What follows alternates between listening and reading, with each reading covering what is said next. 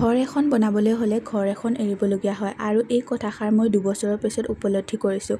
যিহেতু আপোনালোকে সকলোৱে জানে যে মই বেংগলোৰ কৰ্ণাটকাত থাকোঁ। ইয়াতে থকা মোৰ 2 বছৰ প্ৰায় সম্পূৰ্ণ হৈছে আৰু ইয়ালৈ অহা মোৰ কেইটামান উদ্দেশ্য আছিল। সেই উদ্দেশ্যকেইটা হৈছে যে মোৰ মা দেউতাৰ যি কষ্ট সেই কষ্টখিনি দূৰ কৰাৰ। যিহেতু মই এতিয়া একমাত্ৰ ঘৰৰ ছোৱালী আৰু মোৰ ঘৰত মা দেউতা আৰু ময়ে থাকোঁ।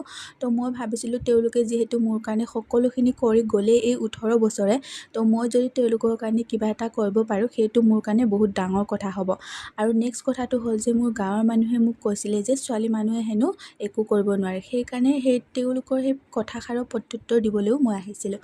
আৰু চাব পাৰে মই ধুনীয়াকৈ বেডখিনি ভাল কৰি ল'লোঁ। তাৰপিছত ব্ৰেকফাষ্ট কৰিবলৈ গ'লোঁ। ব্ৰেকফাষ্টত আছিল পুৰি আৰু মটৰ চব্জি আৰু কেক এপিচ আছিল। মোৰ ফ্ৰেণ্ডজনী আজি বাৰ্থডে আছিল। এয়া ভাবিছে চাগৈ কিয় কান্দি আছোঁ। এয়া মই পিঁয়াজ ৰেমেডি বনাই আছিলোঁ। মানে যিহেতু মোৰ চুলিৰ অৱস্থা একদমেই বেয়া হৈ গৈছে। যোনে যোনে বেংগলোৰত থাকে গম পায়, ইয়াতে বহুত পানী আইৰণ, সেইকাৰণে। আৰু এনেকৈ মোৰ ৰুমমেটে লগাই দিলে। আৰু যদি আপুনি হোষ্টেলত থাকি এনেকুৱা এটা মাছাজ পোৱা নাই তেনেহ'লে আপুনি হোষ্টেল লাইফৰ বহুত কিবা কিবি মিছ কৰি আছে। আৰু তাই মোক লগাই দিলে আৰু কথাৰ মাজে মাজে ময়ো তাক লগাই দিলোঁ। আৰু এনেকৈ হাঁহি ধেমালিৰে আমি দুজনীয়ে লগাই হোৱাৰ পিছত 2 ঘণ্টামান থাকি এনেকৈ গা ধুবলৈ গ'লোঁ। গা পা ধুই কাপোৰ যিমানখিনি আছিলে ধুই দিলোঁ। কাপোৰ মানে আগতীয়াকৈ মই অলৰেডি ধুয়ে দিছিলোঁ। তাৰপিছত যিখিনি পিন্ধি আছিলোঁ সেইকেইটাকে ধুই দিলোঁ। তাৰপিছত চুলিখিনি ধুনীয়াকৈ শুকাই ল'লোঁ।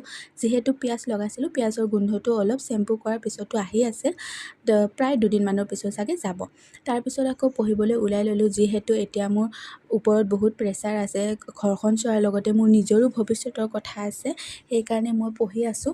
আৰু আজি মই আছাম ইয়াৰ 2025ৰ এটা চেপ্টাৰ পঢ়িলোঁ। সেইটোৰ নাম হৈছে ধৰ্ম। যাৰ যাৰ ওচৰত আপোনালোকৰ এই কিতাপখন আছে আপোনালোকে পঢ়ি চাব, বহুত ধুনীয়া হয় চেপ্টাৰটো। আৰু ইয়াৰ পিছত অলপ সময় ৰেষ্ট লৈ মই গ'লোঁ ম'ম' খাবলৈ। আৰু আপোনালোকৰ মোৰ এই ভিডিঅ'বোৰ চাই কেনেকুৱা লাগে মোক জনাব। পাৰিলে মই আৰু ভাল ভাল ভিডিঅ' দিম। Thank U.